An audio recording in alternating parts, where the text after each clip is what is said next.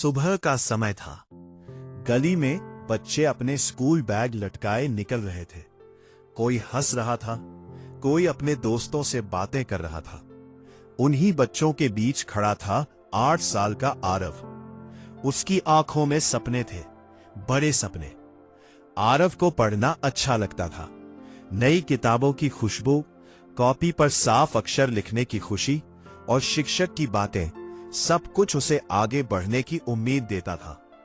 आरव का सपना था डॉक्टर बनना। उसके माता पिता भी यही चाहते थे कि उनका बेटा पढ़ लिखकर आगे बढ़े। लेकिन सपनों की राह आसान नहीं थी। एक दिन आरव के पिता स्कूल गए। हाथ में फीस की पर्ची थी।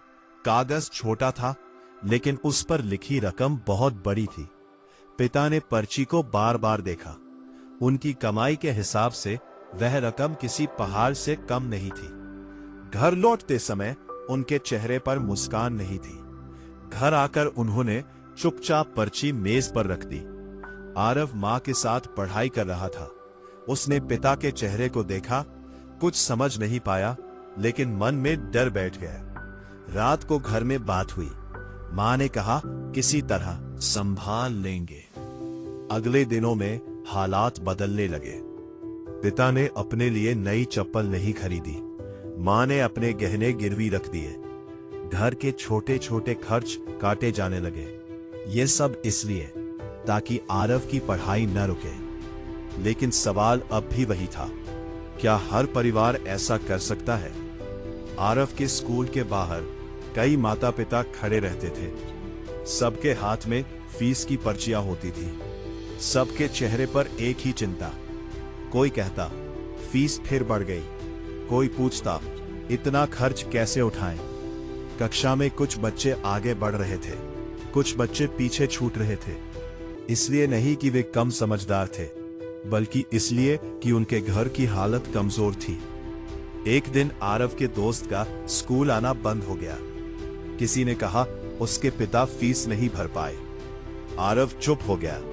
उसे पहली बार समझ आया कि पढ़ाई सिर्फ मेहनत से नहीं, पैसों से भी जुड़ी है।